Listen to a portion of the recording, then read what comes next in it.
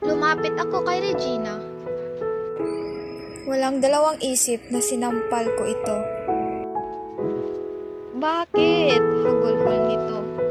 Cancel the wedding, Dexter. Ate, sorry, pero buntis ako. Tingnan mo, buntis ka pa. Ang landi mo talaga. Alam mo namang fiancé ko yan at ikakasal na kami. Tapos nilandi-landi mo. Ngayon, buntis ka.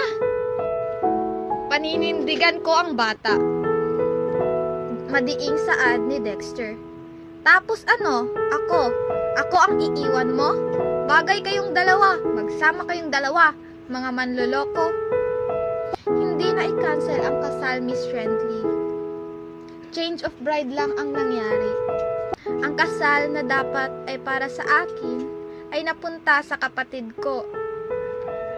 Ang pangarap na dapat tutuparin naming magkasama ni Dexter, ang kapatid ko ang siyang tutupad at ang magiging anak nila.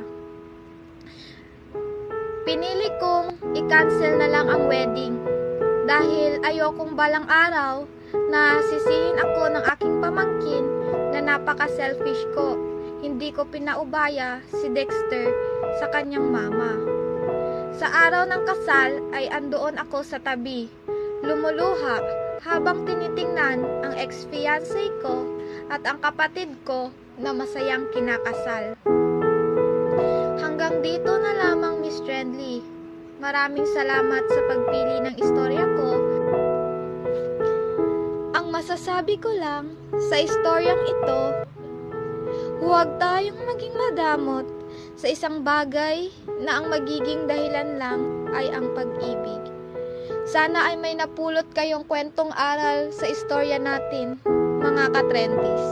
Muli, ito si Miss Friendly, naghahatid sa inyo ng kwentong may inspirasyon at nakakaiyak na kwentong pag-ibig. Maraming salamat.